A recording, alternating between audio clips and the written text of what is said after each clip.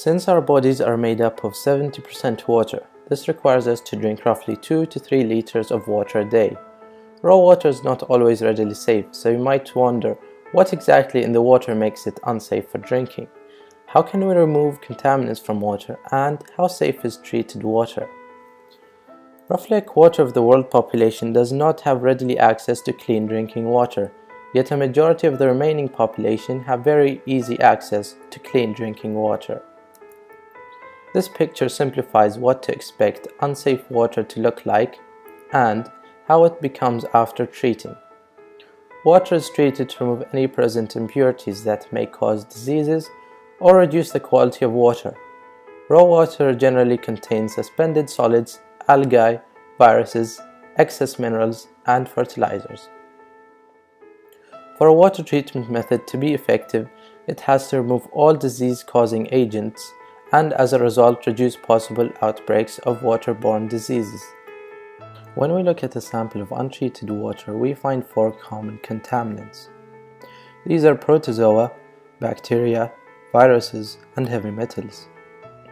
The most common symptom related to waterborne diseases is diarrhea, with an estimated 1.8 million deaths annually, as cited by the World Health Organization in 2005. Diarrhea can be caused by a majority of these contaminants and is sometimes a sign of a more serious infection. Household water treatments aims to remove these contaminants. This can be accomplished by various techniques.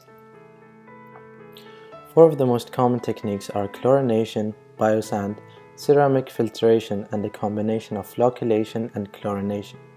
The water filters have varying degrees of effectiveness and are chosen according to what contaminants the raw water consists of. When we treat raw water with chlorine, we observe that it is highly effective against bacteria and is capable of eliminating 3/4 of viruses and protozoa. Biosand, ceramic filtration, and the combination of flocculation and chlorination are theoretically highly effective against the 3 biological components. Outside the lab, however, biosand and ceramic filters have unknown effectiveness against viruses. After treatment, we notice that all these water treatments are ineffective against chemicals and heavy metals. The biosand water filter is one of the oldest water filters. It is a modification of the 200-year-old slow sand filter and benefits 4 million people as of 2013. We are going to discuss the biosand water filter in particular due to its high effectiveness against the majority of pathogens. The biosand water filter is a cuboidally shaped system that contains layers of sand and microorganisms that kill off pathogens and remove suspended solids. During filtration, the lid must be closed to prevent dust and contamination.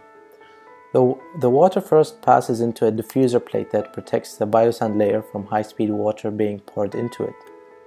This is followed by a biosand layer containing a group of beneficial microorganisms that prey on the pathogens. A layer of sand follows, which has some of the microorganisms that still kill off the pathogens and filter off suspended solids. Then there are 2 layers of gravel at different sizes that support the layers above them and prevent sand from draining through the outlet tube.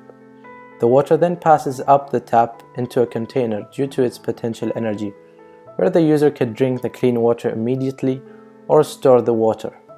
When the water passes down through the biosand and fine sand layers, there are 4 processes which eliminate off the pathogens. Pathogen elimination occurs mostly by the microorganisms in the biosand layer that prey on the pathogens. This process is called predation. This mainly occurs at the uppermost layer. Pathogens can get stopped by 2 methods. They either get trapped while flowing down, or they stick to the sand particles by adsorption. This happens due to static electricity naturally occurring in the sand. These assist predation and the next point, natural death. This process occurs after the contaminants drain their lifespan stuck in the filter with no nutrients. The biosand water filter is very effective as the filtrate has been largely eliminated of most contaminants. The biosand filter is also unique in the aspect that it combines biological and physical treatment. Not only does it remove biological contaminants, but it greatly reduces turbidity and iron presence. This removes the unclean water taste from the water. It is also very easy to operate as water just needs to be added to the filter. No further operation is required. Unfortunately, the biosand filter is not 100% effective against all contaminants. As in the real world, some contaminants such as viruses may pass through the filter unaffected. The filter itself is very heavy. This makes it susceptible to cracking due to inefficient transport. And finally, despite the biosand filter's effectiveness at removing turbidity, highly turbid water can unfortunately clog this filter. If the user decides to store the water, it is important that they make sure the container is safe. Other than having the container cleaned thoroughly before storage, it has to have a lid which prevents dust and insects from entering, and a tap so that the water can be withdrawn for later use without having to open the lid and possibly contaminating the water. If water were to become a scarce resource, this would have been a route of providing a source of clean water. If you have any questions in regards to water filtration, please feel free to comment. If you enjoyed this video, drop a like and share it if you found it interesting. Thank you for listening and stay hydrated.